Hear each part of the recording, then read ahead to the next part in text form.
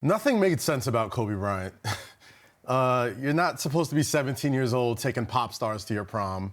You're not supposed to jump into the league as a perimeter player. You're not supposed to take the last shot as a rookie in the playoffs. You're not supposed to win 3 championships before you turn 25 and tell literally the biggest star in the NBA, get the step in, I got this from here, and then win 2 more championships after that. You're not supposed to do a lot of these things.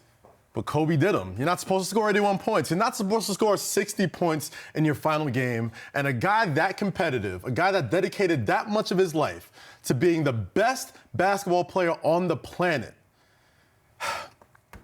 he's not supposed to happen like that. And when it comes to a guy like Kobe Bryant, you struggle because you don't know how he's going to live without basketball. And then you saw it. You saw how he moved on.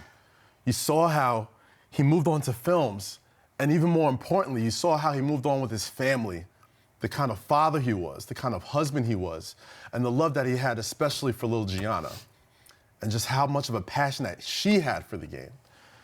So as all of us are mourning Kobe Bryant, the world, people who never even met the guy or spoke a word with him, I know none of this makes sense. But like Kobe would want, we got to do it anyway. We got to move on together, and we got to live for him and his family and everybody that we lost in that tragedy. I remember sitting down next to him to do this interview. I was obviously nervous. I think he knew that. And I remember him just going, "How's the game going for you?"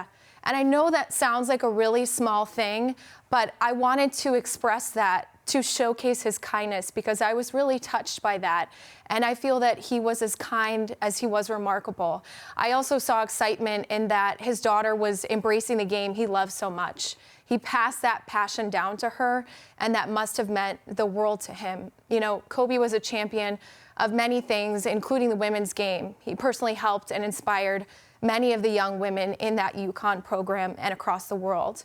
And finally, in interacting with them, I witnessed love. I saw a sweet and tender exchange between him and his daughter, and I was personally moved by this love. Love is the most precious thing we have on this earth, and I remain inspired by this kindness, by this passion that I saw, and this love.